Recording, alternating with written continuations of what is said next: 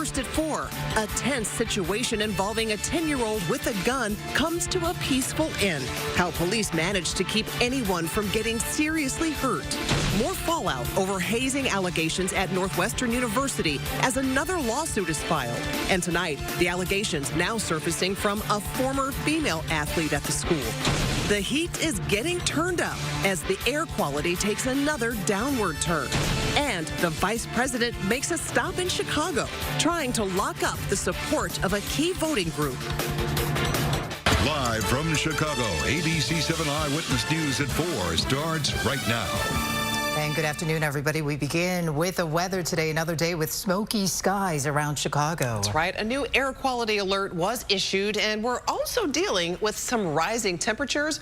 We're going to check in with meteorologist Larry Mowry with more details on this incident, on this information. Larry. Yeah, the air quality alert is in effect from now all the way through midnight tomorrow night. You can see it covers just about the entire area. The air quality is not great today. It's in that unhealthy for sensitive groups, the orange little dots popping up on the map. It's even worse up into Wisconsin with air qualities down into the unhealthy range, the little red dots in central Wisconsin. So this is all that wildfire smoke which has drifted from Canada back over top of the area. It's going to stick around again tomorrow, but by Wednesday we'll see the air kind of clear out at least a little bit. But what happens this week, it gets really hot. Temperatures are already pretty warm right now. It's 87 at O'Hare, 84 at Midway, 86 right now in Plainfield. And tomorrow we'll see temperatures in the low 90s for high temperatures. So it's going to get warmer. Not a lot more humid tomorrow, but a little bit more humidity creeps into the picture tomorrow.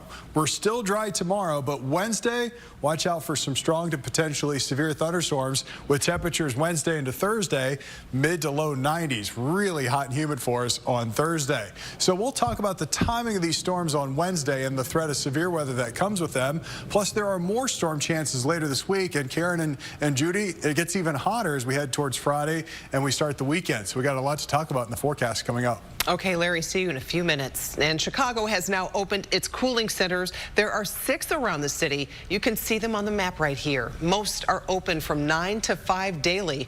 The Garfield Center location on South Kedzie is 24 hours.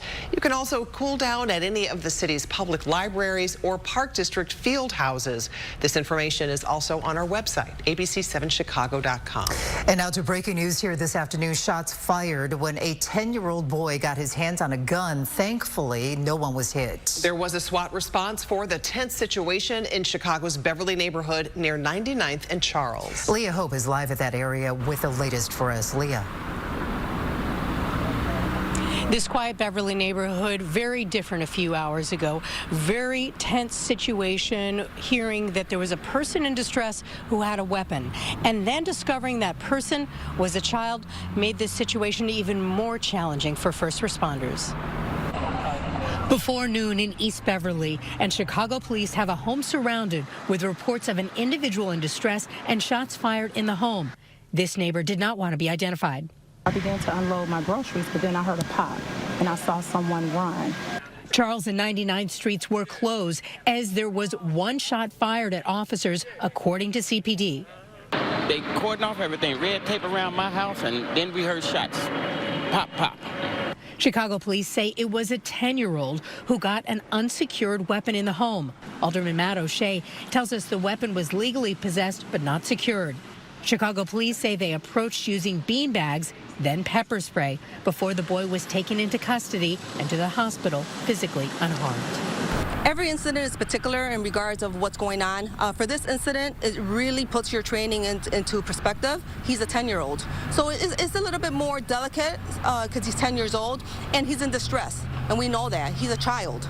So that's what's in our mind when we have discussions of what's the next step. So definitely his age and the distress that he was in. It's very important for any incident, but this one in particular because it was very, very delicate. We're able to assess the situation and carefully talk this young boy down, and he's at an area hospital right now getting treated, hopefully getting the medical health he needs, and all our police officers are going home to their families. I'm glad that it was resolved in a semi-peaceful way. Nobody got hurt. It's just sad, you know, that a young kid could get a gun, have access like that, and start shooting. I pray that he gets the help that he needs. I pray for his mom, his family, and that everything will be okay in this area and within his heart space. From the interactions I've had with them, they've been nothing but kind. Crystal Lindsay says she met the boy and his brother over the summer and isn't sure what happened this morning. It's really important that people understand, like, why a child would, like, act out. There typically is a trigger or some issues that may have happened prior or previously.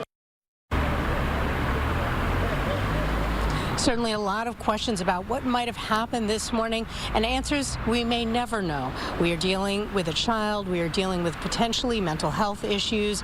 All those we spoke with are hoping that this child and his family get the support they need. We are live in the Beverly neighborhood. Leah Hope, ABC 7 Eyewitness News. Back to you in the studio. Okay, Leah, thank you.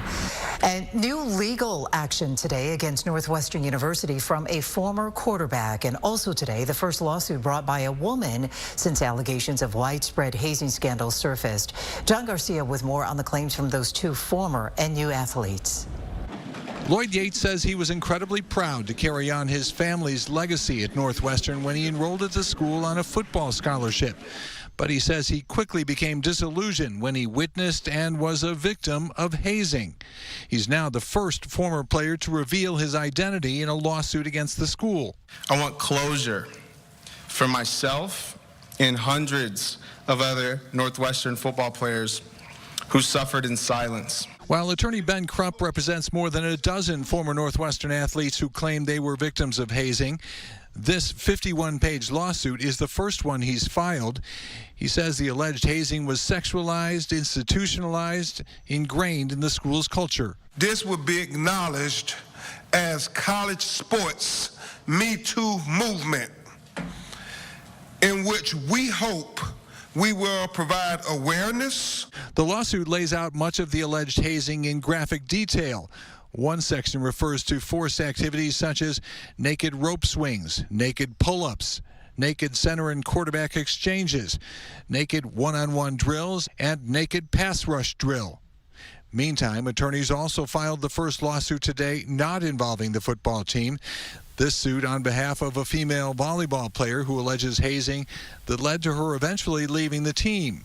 Her attorney blames the school. What we're seeing, I believe, is a void in leadership in preventing and then addressing any incidents of hazing or other sexualized behavior. While there have already been a number of lawsuits filed against Northwestern, attorneys say there are many more coming.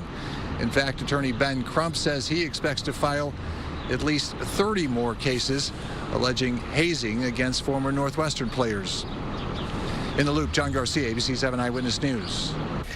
And a spokesperson for Northwestern says the case involving the volleyball player led to a suspension of the coaching staff, the cancellation of 2 games, and mandatory anti-hazing training. That new training and monitoring of the football locker room is being put in place for this upcoming football season. And an investigation into a possible hate crime is underway today after a transgender woman was shot on Chicago's South Side. This happened Thursday just after 5 p.m. in the 200 block of West Root Street in Fuller Park. Police say the gunman yelled a homophobic slur at the woman and shot at her. She suffered a grazed wound to the arm. She was treated at the scene and is okay. The suspect ran off and has not been arrested. A heads up for commuters. Your ride on the CTA Blue Line could take longer than usual because of a major construction project.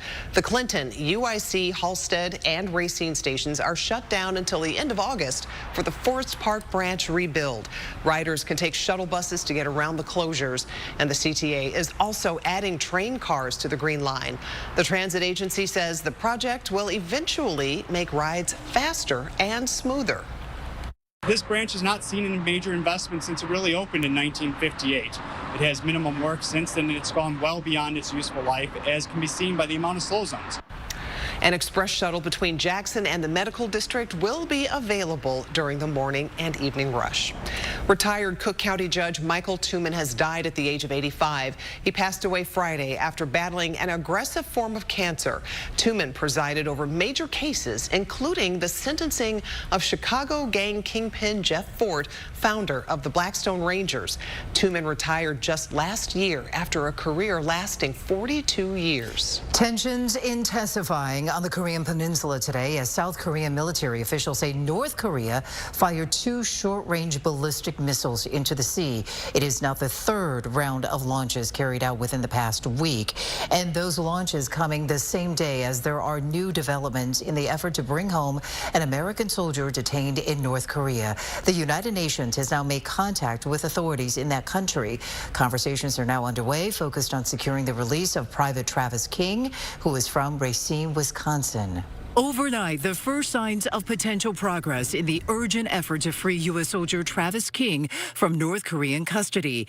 After days of silence, the United Nations command says North Korea is now engaging in talks about King, who, according to the Pentagon, willfully ran across the heavily armed border between South and North Korea without authorization. The conversation has commenced with the KPA through the mechanisms of the armistice agreement. Lieutenant General Andrew Harrison declining to provide any details surrounding the talks due to concerns about harming the sensitive discussions. Primary concern for us is Private King's welfare. But a State Department spokesperson saying, "It is my understanding that there have been no new communications since last week." The 23-year-old had just been released from 47 days in a South Korean detention facility for assault and was supposed to return to the U.S. to face additional punishment.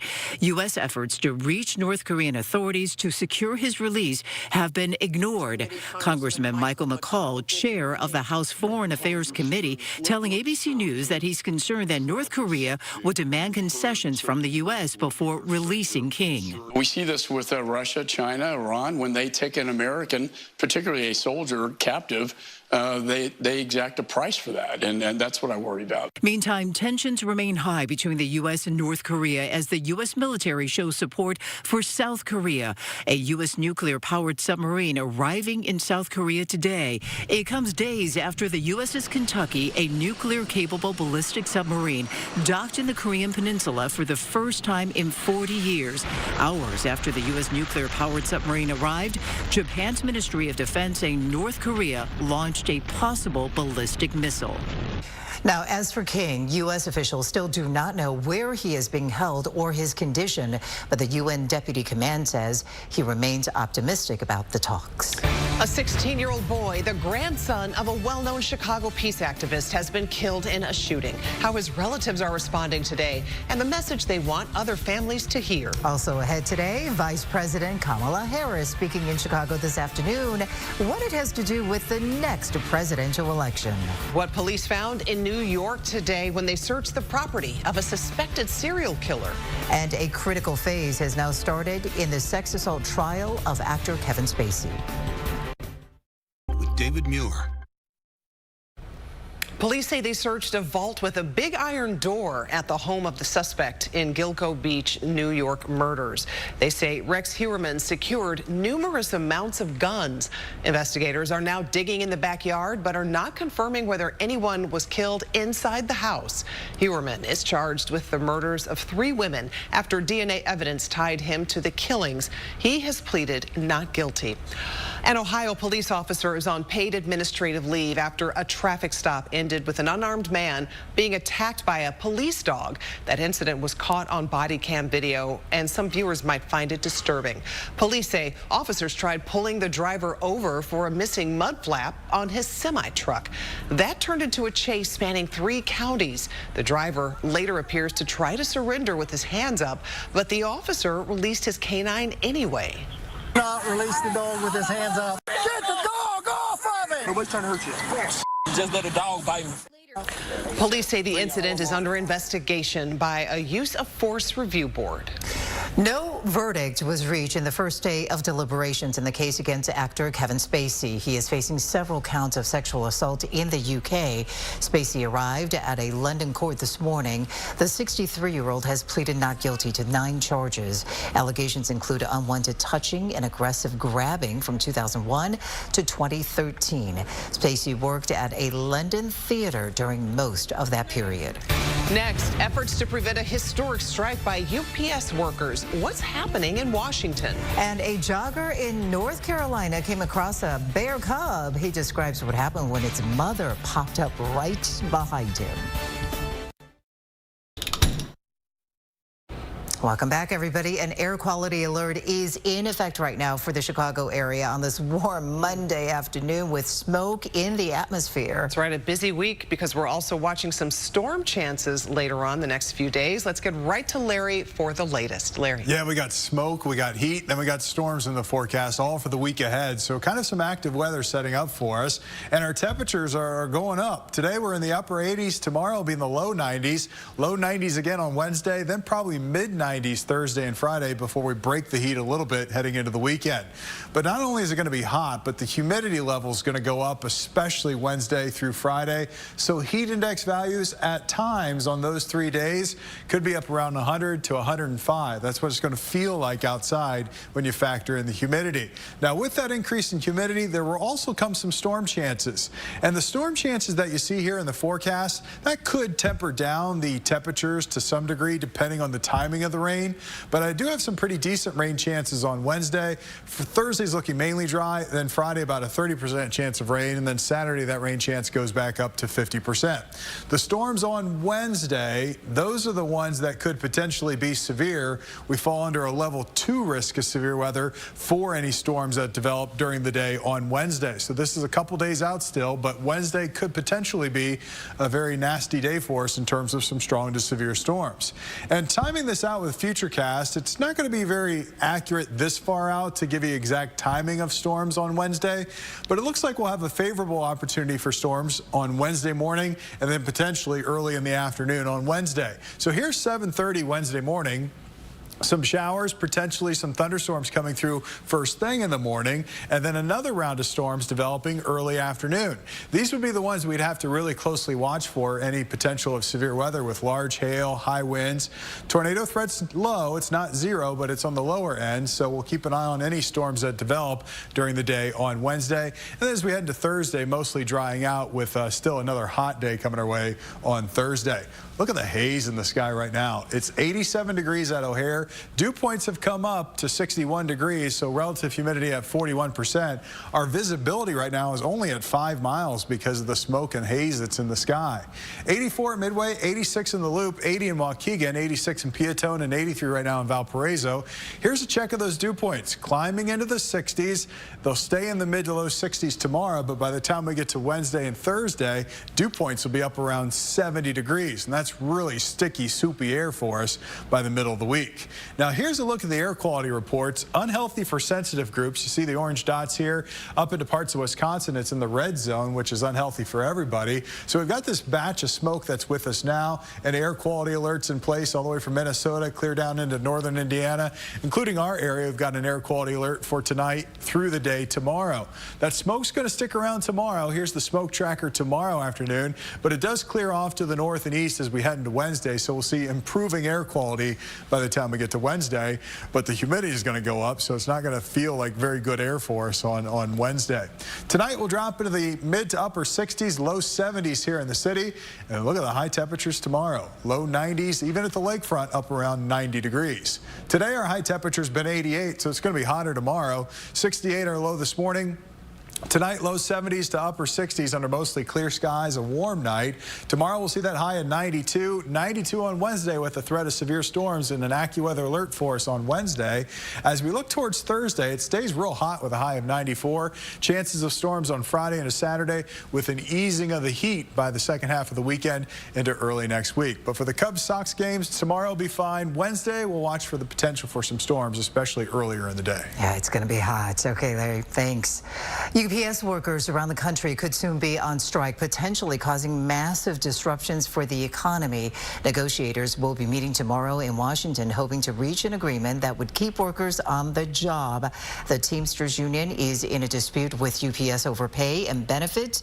If those workers walk off, it would be the largest strike at a single company in American history.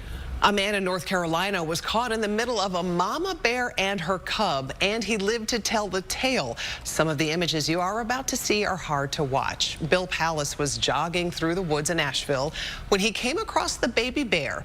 He stopped, turned around, and there was mama bear charging toward him. Stands up on her back legs, and here's this head. Her head must have been the size of a basketball, and it's right here, and she takes a claw and she rakes it across my face and chest. Wow. Wow, look at this. Bill was knocked down to the ground and the bear went away. He was rushed to the hospital, and after many stitches, he says he is thankful there was no permanent damage done. And he survived. He did. Wow. Okay. Still ahead for us this afternoon. Right now, thousands of people are trying to escape a popular tourist destination in Greece. Next, an update on the out-of-control wildfires. And ahead at 4:30, the U.S. Justice Department is suing the state of Texas over its treatment of migrants crossing the border. And a story that might make you squirm, why there are now more ticks than ever before. Ooh. Weather on ABC 7, sponsored by Four Seasons, your trusted local experts for heating, air conditioning, plumbing, and electric.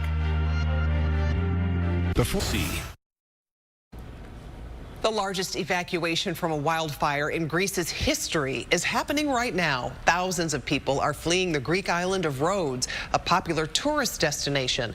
Firefighters are battling out-of-control wildfires as people crowd airports trying to get out. It also comes as Greece is experiencing one of the worst heat waves on record, hitting 113 degrees in Athens. Well, if you're enjoying outdoor activities this summer, you will want to be aware of an increase in ticks and tick-borne diseases.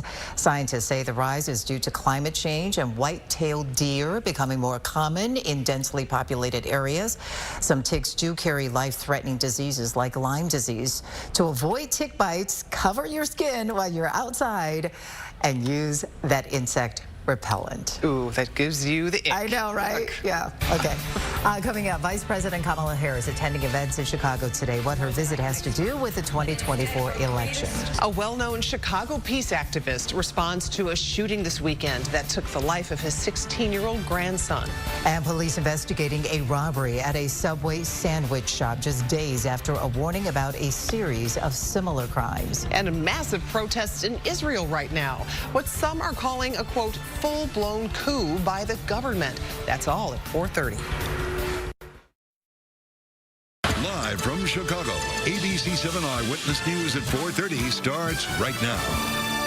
Vice President Kamala Harris is in Chicago today, courting votes with an eye on the 2024 election. The vice president was the keynote speaker at a national conference for Latino leaders from across the country, but she is also here for a political fundraiser.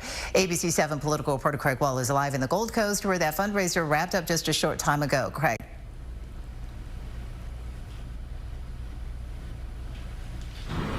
Yeah, the vice president doing double duty on this trip to Chicago. She attended a fundraiser that just wrapped up at about 3:45 here in the Gold Coast at the home hosted by Desiree Rogers, but adding votes to the Biden re-election effort, perhaps more important than dollars.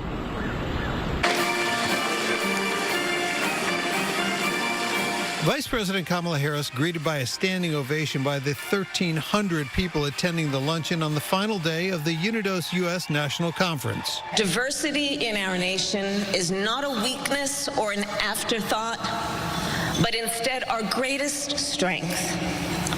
That we all have so much more in common than what separates us. Harris here to try and build support among Latino voters who are seen as critical to the re-election efforts of the Biden-Harris ticket in 2024. Latino leaders looking to hear what the priorities would be. We want to hear a vision that includes Latino economic empowerment and a protection and an upliftment of Latino civil rights. The vice president touching on key Democratic political issues, including abortion and other recent conservative decisions by the Supreme Court. She never used the word Republican, but frequently went on the attack against opponents, saying they present many challenges for the moment. A moment where extremists, so-called leaders, have a blueprint to attack hard-won freedoms and rights. Harris also touting accomplishments such as reducing the cost of insulin, and she invoked Bidenomics as key to future economic success for Latinos. The leaders in this room helped to make this progress possible. And so I am here first and foremost to say thank you. And I am here to say we have more work to do. Harris's message resonating with attendees. So I think she hit the key points, and it sounds like she's aware of what the needs of the Latina and the Latino community are.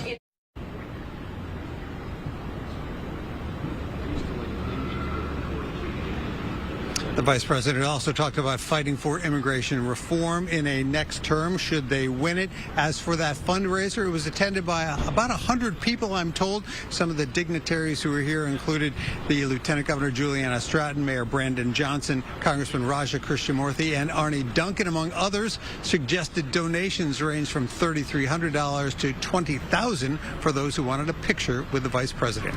Live in the Gold Coast, Craig Wall, ABC 7 Eyewitness News. Back to you. All right, Craig, thank you. Health and Human Services Secretary Javier Becerra is in Chicago today talking about reducing prescription drug prices. He joined state leaders in a roundtable discussion at Mount Sinai Hospital. Becerra highlighting efforts by the Biden-Harris administration to lower prescription drug costs through the Inflation Reduction Act.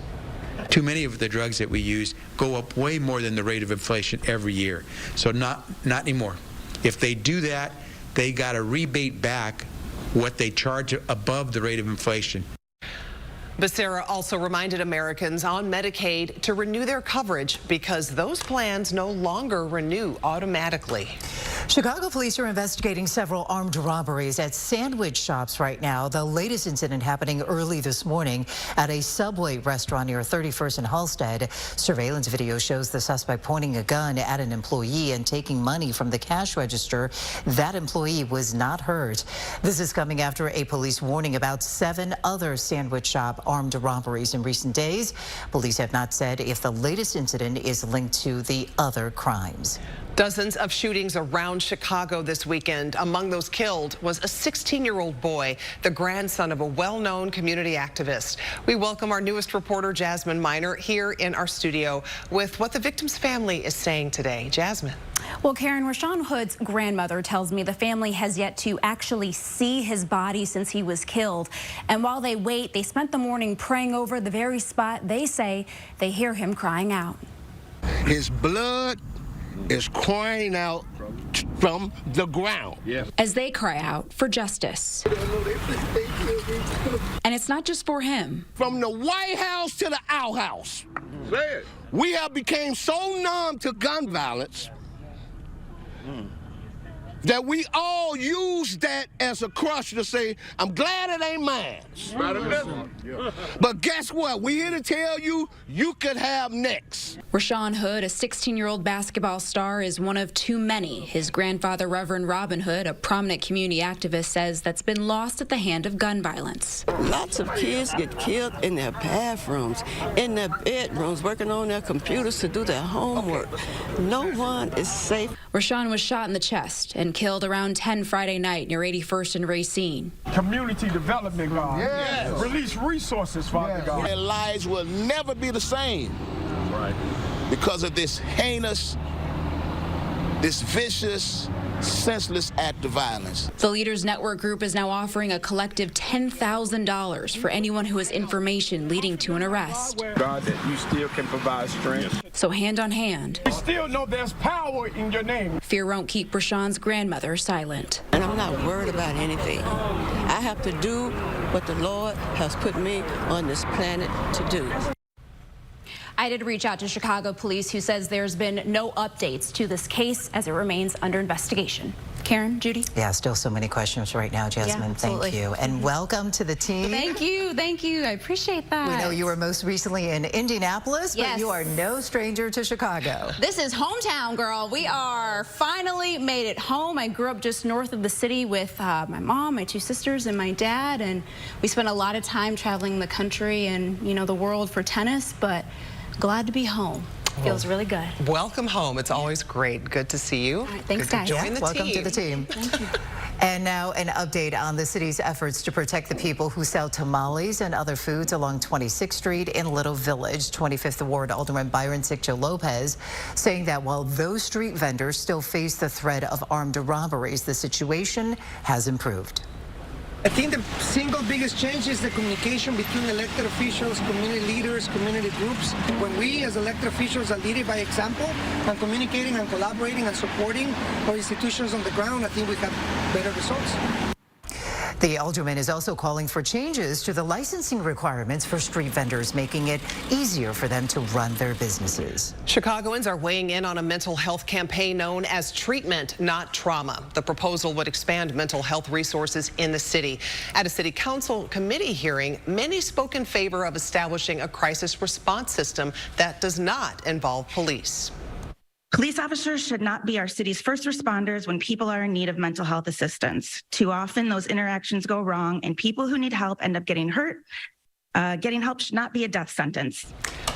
Today's hearing is the first step toward including part of the Treatment, Not Trauma proposal in the 2024 city budget. President Biden is expected to sign a proclamation tomorrow that will preserve landmarks tied to Emmett Till and Mamie Till Mobley. Till's murder was a catalyst for the civil rights movement. The landmarks will be here in Illinois and also in Mississippi. The Roberts Temple Church in Bronzeville, where Till's funeral was held in 1955, is set to become one of 3 national monuments. Emmett Till's cousin releasing a statement today saying, quote, "This national monument designation makes certain that Emmett Till's life and legacy, along with his mother, Mamie Till Mobley's social action and impact, will live on and be used to inspire others to create a more just and equitable society." Well, police in Israel using water cannons to disperse massive protests today. What some are calling, quote, a coup by the government. Also coming up, why the U.S. Department of Justice announced today it will sue the state of Texas over its treatment of migrants. Plus, the heat dome that caused sweltering temperatures in the Southwest now moving into our area. Larry. It is, and you can see it here on the forecast for tomorrow. Temperatures in the low 90s here, mid 90s to the west. And as we go through the week, it just continues to stay hot and get hotter. Low 90s again on Wednesday. Look at Thursday's forecast. Mid 90s here, triple digits just off to our west. Same story on Friday. So the heat's building in, and we got some storm chances this week too. We'll time out the threat for some severe weather, all coming up. At Ashley.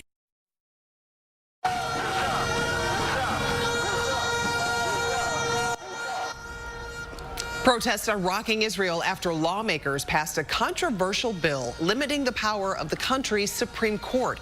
Thousands packed the streets of Jerusalem today. Prime Minister Benjamin Netanyahu and allies argue that the judicial overhaul is about returning power to the government. But critics call it a full-blown coup meant to crush Israel's Supreme Court. The national crisis is drawing concern from the White House, which called the bill's passage, quote, unfortunate.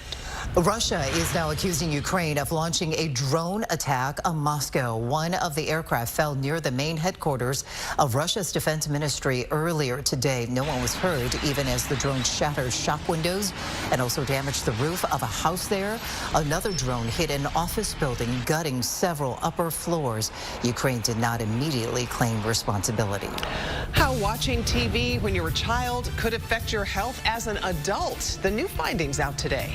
Also next, Larry is tracking rising temperatures and the chance of severe storms. And I'm Ravi Bajwal. Coming up on Eyewitness News at 5 o'clock, the daughter of the man stabbed to death on a Chicago rooftop talking about her family's loss. The man charged with killing him heading to court tomorrow. Also, a Will County ticket scalper entering a plea today accused of taking people's money but not delivering on tickets. It is an update to an I-team investigation. And why the IRS is ending a decades-old practice of making surprise visits to taxpayers. We will tell you all about it next at 5 o'clock. Stream on Hulu. All right, we are feeling the heat this week. The heat dome that has caused record temperatures in the Southwest is now shifting toward the Midwest. While Chicago braces for 90-degree weather, there are heat alerts across at least a dozen states, from Montana to Texas. Record keepers say the last 3 weeks have been the hottest ever recorded on Earth. Millions across the globe feeling the effects. In Fort Worth, Texas, health officials say 4 people have died this month alone. Normally, 101, 102 degrees in Texas is really not unusual. But when you combine it with a high humidity and the heat index value, that's what's really catching people by surprise. The state seeing record power grid usage over the last few weeks. The grid is starting to be stressed in that there's not enough dispatchable generation to keep the lights on the hottest days of the year or the coldest days. Miami, Florida, El Paso, Texas, and Phoenix, Arizona also seeing record-smashing temperatures. Phoenix enduring 24 consecutive days of 110 degrees or higher. But the big change this week is right here in the Midwest, where just last week some states saw highs in the 70s and low 80s, but we are now expecting temperatures to soar into the 90s, nearing 100 degrees in some spots. Meanwhile, overseas in Greece, 82 wildfires are burning, thousands evacuated from a tourist hotspot. Everyone screaming and shouting and crying.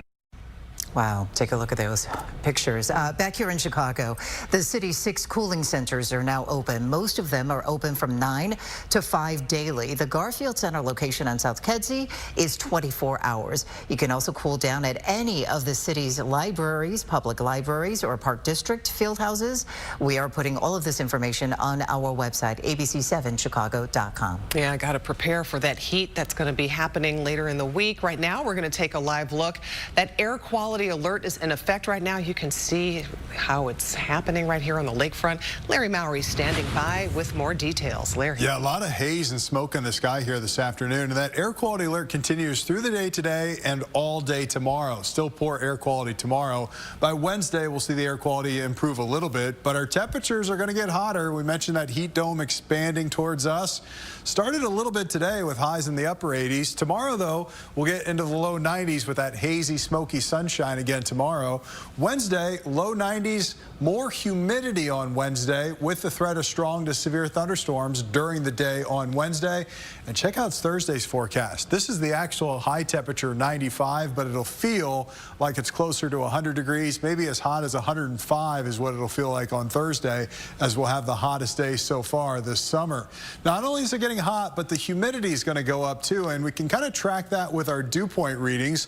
Tomorrow we'll have dew points still in the low 60s, which is kind of where we are today. But by Wednesday and Thursday, those dew points will climb into the low 70s, which is that kind of tropical feel to the atmosphere. That's what it's going to be like on Wednesday and Thursday. Really humid and sticky weather for us. I mentioned the threat of storms on Wednesday. We've got an AccuWeather alert for Wednesday for some strong to severe storms. We fall under a level 2 risk of severe weather for the entire area. So we'll keep an eye on any storms that develop on Wednesday. Some of them could produce some hail, some gusty winds, and there's even an isolated tornado threat on Wednesday. It's a low threat, but it's something we'll need to keep an eye on. Here's the futurecast. Tomorrow we're dry, but as we head into Wednesday morning, some showers will be possible. And then during the afternoon, a cluster of thunderstorms may develop right over top of us. These would be the storms to watch for Wednesday afternoon into the early evening hours that could potentially be severe for us. And then on Thursday, we'll dry things out, but it's going to stay hot. Hazy sunshine right now. You can really see it here from our Shed Aquarium camera looking out over the city. 87 degrees. Dew points again in the low 60s. 60s today. We'll stay in the low 60s again tomorrow for those dew point readings. 84 at Midway, 85 in the Loop, 80 right now in Waukegan, 81 in Gary. Dew points area-wide have come up into the 60s, and we'll stay in the 60s again tomorrow. Look at the air quality reports, though. We're getting some reports now in the red zone, the unhealthy for everybody, and you saw that from our Skycam picture a second ago, just how hazy and smoky the skies are. Air quality has gone downhill in just the past half hour when I joined you about 15 to 30 minutes ago. And you can see this batch of smoke that's come out of Canada, covering Wisconsin, and now here into our area. And we've got air quality alerts in place tonight through the day tomorrow for just about everybody here in Northeast Illinois and Northwest Indiana as well. Our smoke tracker, you can see the plot of that smoke just kind of hugging the shoreline through the day tomorrow. And then as we head into Wednesday, the smoke retreats to the north. We'll still have a little haze in the sky on Wednesday, but the smokiness will be kind of gone by the time we get to Wednesday. Tonight, low 70s here in the city, mid to upper 60s in the outlying areas. And here are the hot temperatures for tomorrow. Low 90s just about everywhere, even close to 90 at the lakefront. Today, our high temperature's been 88, 68 the low, 85 and 67 the average high and average low for today's date.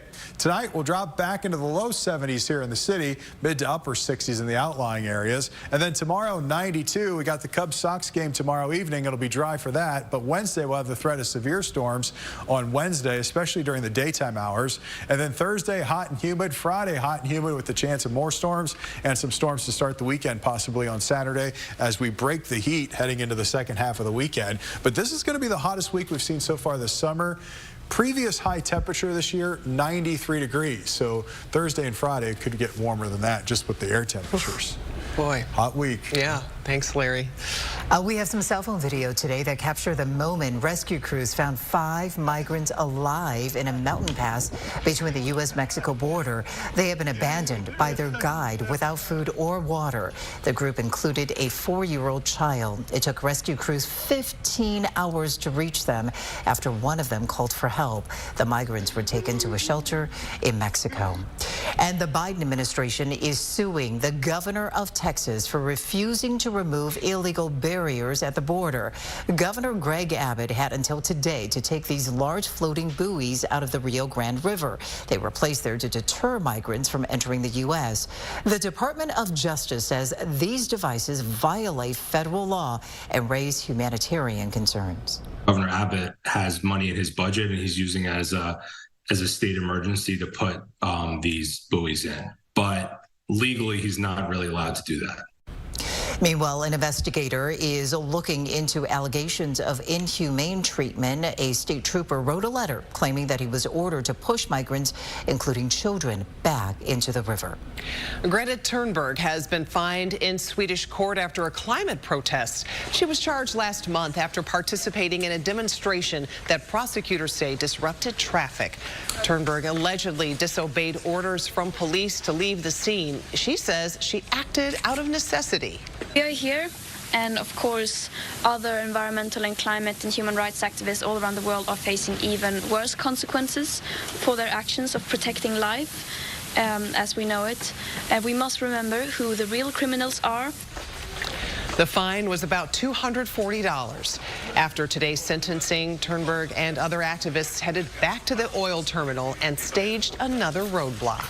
Too much screen time when you're young can lead to health problems as an adult. That's according to new research in the medical journal titled Pediatrics. Scientists found that children and teenagers who spend more time watching screens developed higher blood pressure and gained more weight into their 40s. Scientists say that could be because the kids get less physical activity and may have poor eating habits, seeing ads for junk foods as well. Experts also say screen time, like educational programs, do have benefits.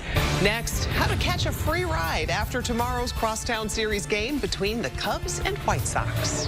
Hey, good afternoon, everybody. I'm Jim Rose. Both the Cubs and the White Sox are off today, so we're getting ready for that first Crosstown Classic. And have you heard about the new sporting craze? It's called pickleball. Ryan Cheverini and Dion Miller will introduce us to their take on this sport during sports at 5:22, so stay with us. I just got aggressive. Weather on ABC7 brought to you by Healthy Driven Chicago. Get the tools you need to take control of your health and feel better today and tomorrow. Learn more at healthydrivenchicago.com. That's a Well, here's something both Cubs and Sox fans can agree on. You don't want to get stuck in a traffic jam after tomorrow's Crosstown Series game. So Molson Coors is activating its Vizzy Hard Seltzer free rides program. That means you can ride free on the CTA Red Line from the Sox 35th station for 2 hours after the game at Guaranteed Rate Field. Not a bad arrangement. All right, Eyewitness News at 5 is next. Here's Ravi. All right, thanks very much, ladies. Up next here on Eyewitness News at 5 o'clock, a Chicago subway restaurant is robbed at gunpoint overnight. It follows an alert about a series of similar attacks targeting sandwich shops. Also, what we have learned tonight about a man stabbed to death on a Chicago rooftop. Volunteers who help migrants housed in Chicago police stations holding a rally today to demand more help from the city. And Twitter is rebranded. The new logo unveiled for the social media site. We will tell you all about it coming up next here at 5 o'clock.